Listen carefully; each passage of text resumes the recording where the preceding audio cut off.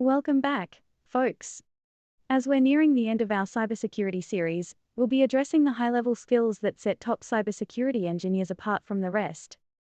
To add a practical touch, we'll create a simple intrusion detection system using Python. Intrusion detection systems are crucial in identifying malicious activities in a network. High-level problem solving is a crucial skill, and building an IDS is an excellent demonstration of this. Recall the 2016 cyber attack, a series of distributed denial-of-service attacks or DDoS that took down major internet platforms. An effective IDS can help in early detection of such attacks, allowing prompt action. This script starts a network sniffer that listens for ARP responses. If it sees an ARP response from a MAC address it doesn't recognize, it flags it as a potential intrusion. Creativity is crucial in the world of cybersecurity.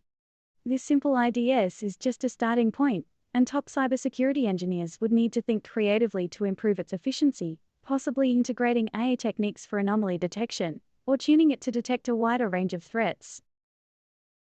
Leadership and communication skills are also key.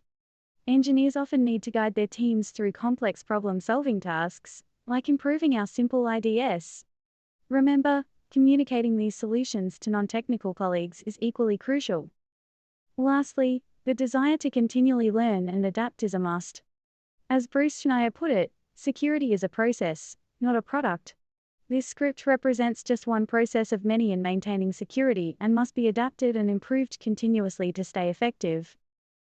That wraps up our video for today, folks. I hope this session has given you a glimpse into what it takes to level up from a good to a great cybersecurity engineer. Next time, we'll be wrapping up our series with some final thoughts and advice, so stay tuned. As always, like, subscribe, and leave your questions in the comments. Until next time, keep coding and stay safe.